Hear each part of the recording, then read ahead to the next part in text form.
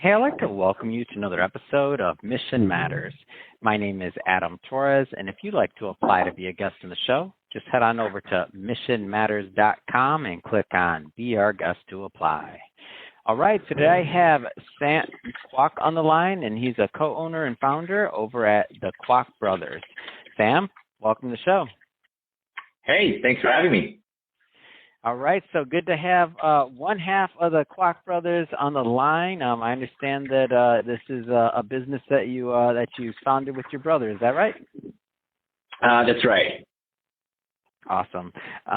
So excited to get into today's topic. I would definitely want to dig into your background and learn more about how you and your brother are helping real estate investors and individuals succeed. So excited to get into this, but we'll start this episode, Sam, the way that we start them all, with our Mission Matters Minute.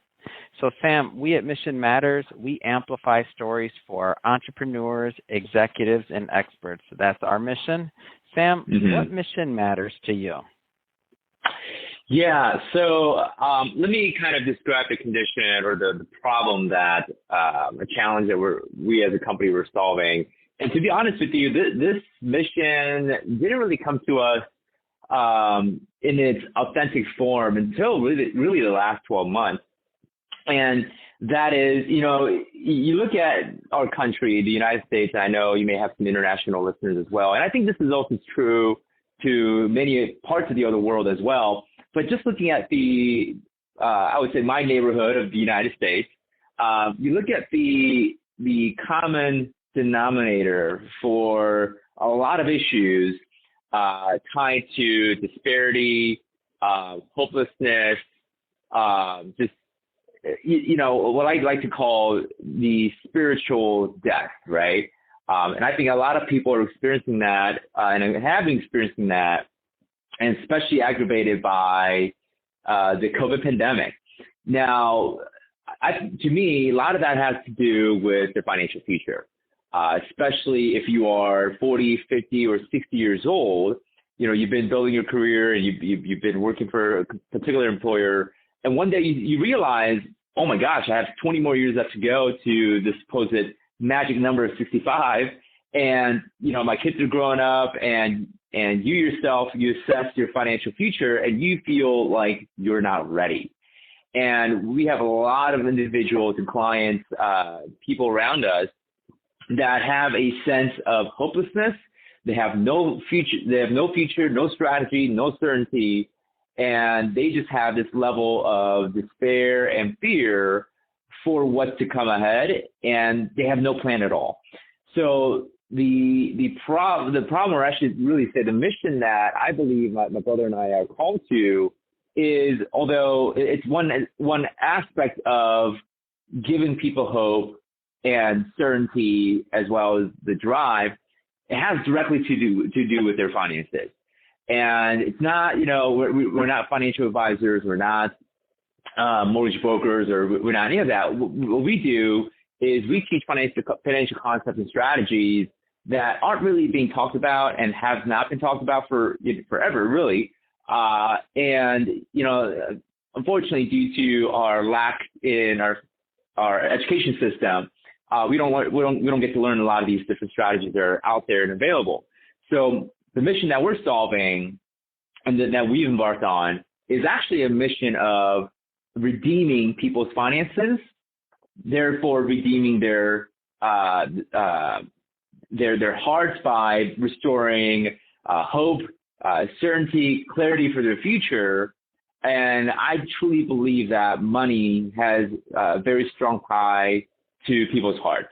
And so if we talk about money, I think we can get to the heart of people, and we can transform people's heart by talking about money and giving them certainty and future when it comes to their financial future.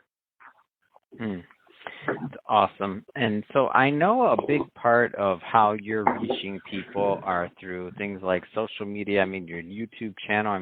Tell us a little bit more about how you take your message to the people. Yeah, so our primary delivery, the vehicle, the way that we deliver our message and our mission is really primarily through YouTube, our YouTube channel. We do have podcasts of our own. but it is primarily through YouTube. And, we make videos. And a lot of times we do what's called pace and lead, which means that we don't necessarily come out with, oh my gosh, look how amazing the world is. Look at the freedom. Look at the hope. Because that sometimes can turn people off, right? There's people that are like, what are you talking about, man? I'm here crawling through, my job. I hate my work. And right. So what we do is we try to empathize with them as much as possible by saying, yeah, you know what? The world can be horrible. The world it could be a terrifying place. But guess what? We have a way of transcending and getting us out of that. So we do a lot of pacing and leading, and I know a lot of your listeners are executive business leaders, so they may have heard that term before. So we use that and weave that into our marketing message to try to relate as much as possible with our audience's pain point, and then lead them from there by earning their trust. Mm-hmm. And so as you've gone through and you've built this community of followers, really just people that you're helping, has there been anything surprising on this journey for you? Like that you've kind of reflected back and be like, wow, I didn't expect that. I know we help a lot of people, but I didn't know that this was going to happen. Anything surprising on this journey so far? Yeah, to be honest with you, and I wish I could take credit for this, but I don't. In fact, I know you and I, Adam, we talked about a little bit about the Two Common Club Award, right? So I've gotten to learn quite a bit just through my entrepreneurial journey from a guy named Russell Brunson, and he had a really cool point, in one of the presentations he shared in his conference, Phone Hacking Live. And that is oftentimes when we start as entrepreneurs, business owners, investors, or just, as maybe entrepreneurs, we are driven by an ideal goal, and a lot of times it's a very selfish goal, right? It's like, hey, I want to start this business so that I can, take care of my family, have financial freedom, and, send my kids to the best school, and I can take vacations whenever I want to, right? Those are very self-oriented goals. But I think slowly what happens in the journey, and I've even realized this even for myself, is that you begin to fall in love with your audience and your client, to where now you become, oh my gosh, like all this journey was really, like, I thought this journey was going to be for me, but I realized that, I'm a very faith-driven guy. So I've realized that, oh my gosh, like God given me, talents and skill and all these, things, purpose. Sure, he used the lure of selfishness, right, to have me begun this journey. But I've now realized, just like the Hero's Journey, I have new skills and perspectives that can go back to some individuals that need perhaps my perspective and leadership to get to where they need to go. So, and flip side is true. I think some people are very selfless and they want to be driven by a greater purpose, and yet they're still perplexed as to what that is, right? I think a lot of people sometimes can get frustrated at the very fact that they don't have a purpose, or they feel like their purpose is not big enough, that there is some level of inadequacy in terms of what they're going after, and that going after something selfish is like the root of all evil. And I think there's some truth in that too. But I think for those that are feeling that way, if you just start the journey, even if you have perhaps a selfish end and a goal, I think you will discover and fall in love with the process as well as the people, and you will discover the purpose and the mission as you go. So it's really like you have to take 2 steps forward to realize, oh shoot, this is my purpose, but you won't really see it until you actually take those steps. So as you've gone through, helped and coached many individuals on these financial concepts, whether it's real estate or otherwise, and you're helping them really achieve their level of financial freedom and their goals, have you found that there's any like common themes or things that hold people back? And I know everybody's going to have, obviously a different situation, whether it's background, education, family upbringing, like ideas about money. Sure. Any common themes that you find that kind of hold people back? Yeah, honestly, man, and this is not to degrade anybody, not to degrade our clients or anything like that, but everyone has, a belief that's limiting and also baggage, right? That stops them And a lot of times those baggage are a product of, either self-speak, meaning, a lot of people, they don't really see themselves as a champion in their life, right? They oftentimes put themselves down, right? They don't even believe in themselves and expect others to believe in them. So I think the biggest barrier that I see with people, whether you're an entrepreneur, business owner, or you are just strictly in this journey of wanting to grow your financial wealth and financial freedom and all this, the very first step and the barrier that we try to help our clients overcome is the barrier of belief. And I think this is very interesting even to be a paradigm for, again, going back to my faith background, many times Jesus heals people not because of how good they are or bad they are, but it's simply because of their faith, right? Like, hey, Jesus says, I love your faith. Your faith is awesome. Therefore, whatever you believe to be is true is going to happen. So I think a big component to whether it's financial redemption or a heart redemption, any level of growth, I believe requires faith and a belief that you can make it happen. So, I know that it can sound hokey and cheesy sometimes, and it might be an obvious thing to do, but I think there's not at all. a greater undervaluing of that, right? Thinks that they're just walking around and all this is by accident, and come on. I have to agree with you on this one. And when I think about Mission Matters and how this was built, and the interviews and all the other things, I'm like, sometimes I get a little bit too much credit, and people look at it and says, "Oh, you had this great idea this time." I'm like, no, I didn't. God led all of this. Trust me. The idea that a financial advisor was going to turn into a podcast host and lead a media company and do all these other things, that was not on my plan. Right. What's the saying? I'll probably get it wrong, but we make plans so a guy can laugh. I don't know, something like that. But but it wasn't all on the horizon. But there was some things that were out there that were better and bigger than I had planned. And so when you talk about limiting beliefs, I don't take it as you're picking on a client. I'll pick on myself. I had limiting beliefs. I didn't know exactly what was possible, and the aim, and I think the challenge for all of us, whether it's as believers, as humans, as whatever language we want to use around that, is to continue to push and just to understand that there's more out there, and that the design is in our favor, even if we don't always feel that that's the case, right? Right. Yeah, 100%.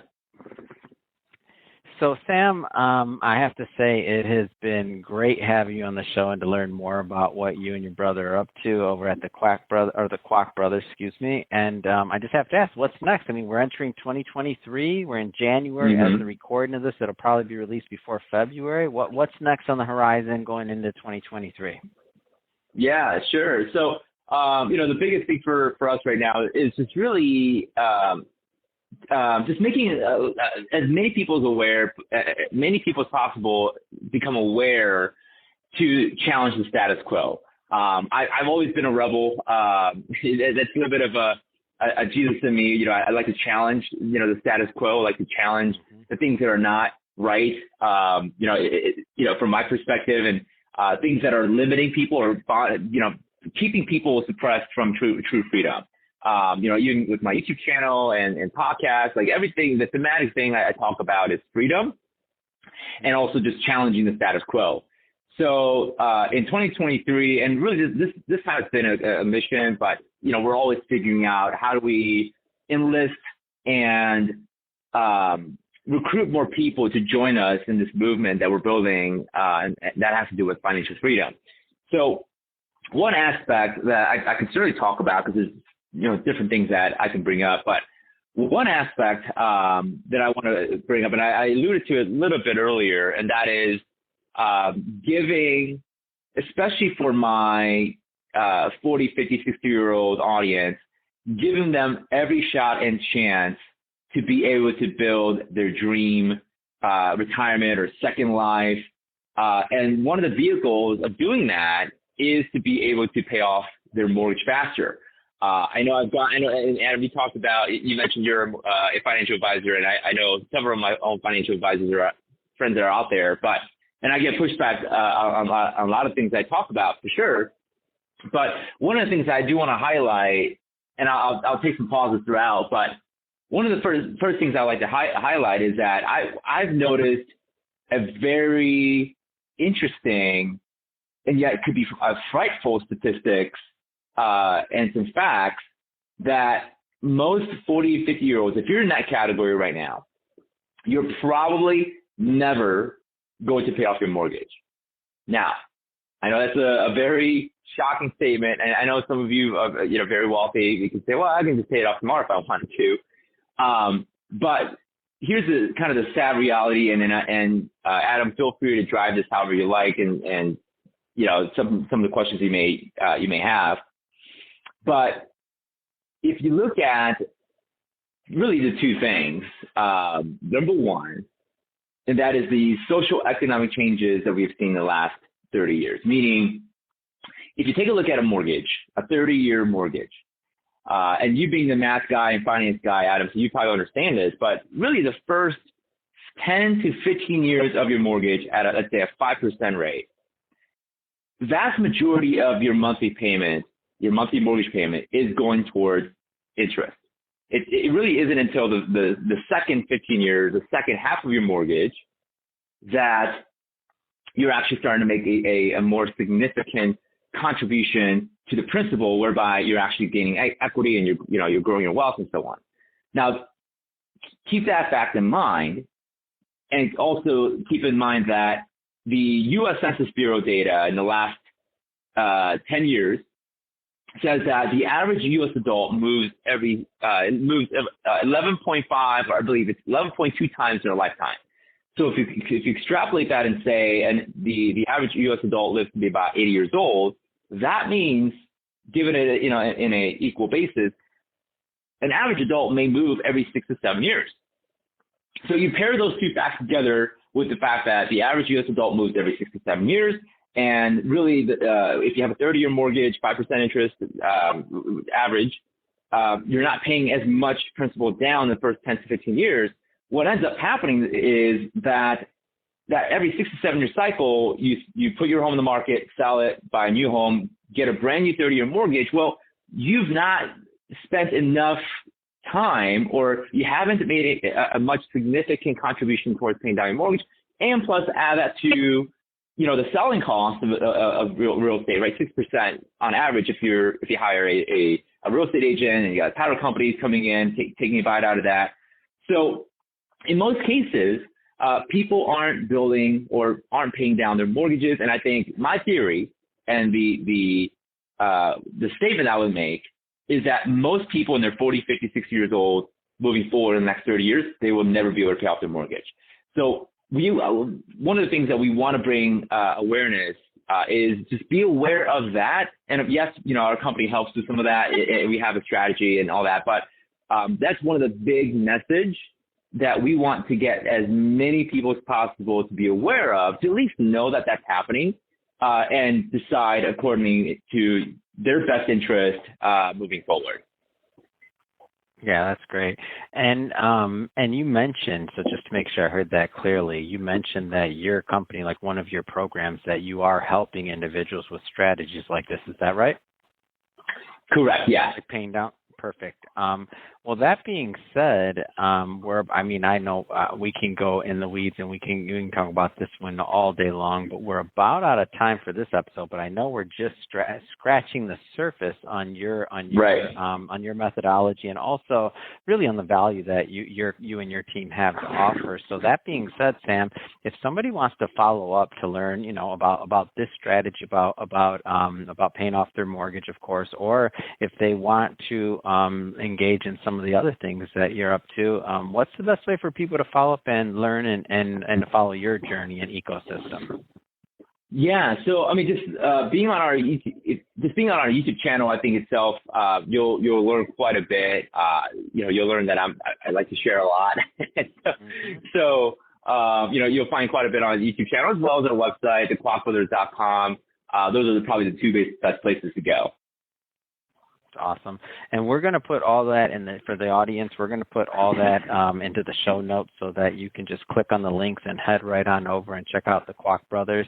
And definitely check out that YouTube channel. I mean, when Sam mentions challenging the status quo, he was not lying, and I saw it, and I love your thumbnails, like the whole thing. I was like, when I saw what you guys are doing, it's great content. I highly recommend going to check it out for everybody listening. And again, we'll put all this information in the episode notes so that you can head right on over. And speaking of the audience, if this is your first time with Mission Matters or engaging or listening to an episode, we're all about bringing on business owners, entrepreneurs, and executives and having them share their mission, the reason behind their mission, their journey, and really, what gets them fired up to go out there and to make a difference in the world. If that's the type of content that sounds interesting or fun or exciting to you, we encourage you, hit that subscribe button, because we have many more mission-based individuals coming up on the line, and we don't want you to miss a thing. And Sam, really, it has been a pleasure. I'm sure this is not the last time we'll speak. Awesome having you on the show today. Awesome. Thank you so much for having me.